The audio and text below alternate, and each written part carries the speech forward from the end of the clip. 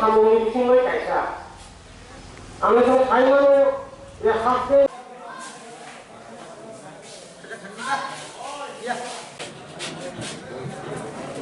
আজকে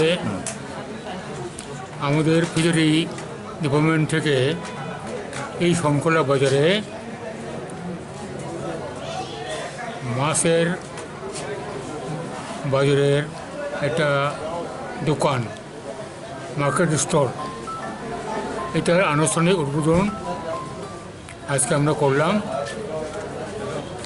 এই fish marketing stall এটা অনেক দিনের এই এলাকার জনগণের দাবি। এটা আমরা আজকে এই মার্কেট স্টল নির্মাণ সম্পূর্ণ করার পর আজকে আমরা শঙ্কলা বাজার কমিটির মাধ্যমে অত্র এলাকার জনগণের হাতে আমরা তুলে দিলাম জনগণের সেবার জন্য। এটা আমাদের ফিশারি ডিপার্টমেন্টের অন্যতম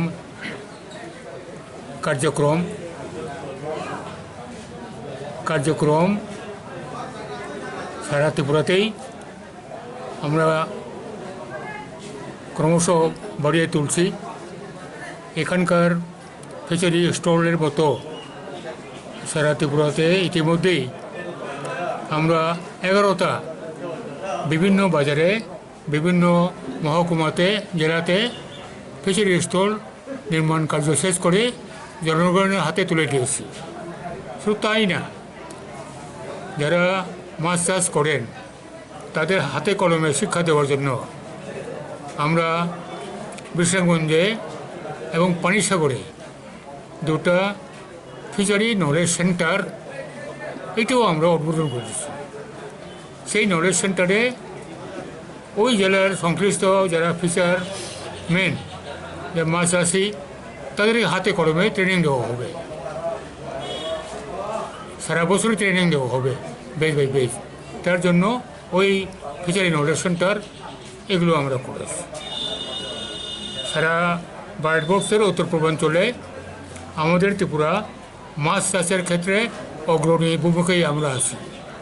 আমরা সবচেয়ে আগে আছি উত্তর পূর্বাঞ্চলের আসাম, মণিপুর, মেঘালয় তাদের চাইতে আমরা এগিয়ে আছি। প্রতি বছর আমাদের ত্রিপুরা রাজ্য ফিশারি ডিপার্টমেন্ট জাতীয় স্তরে ন্যাশনাল লেভেলে আমরা আমাদের তার অবদানস্বরূপ আমরা পুরস্কার পাচ্ছি।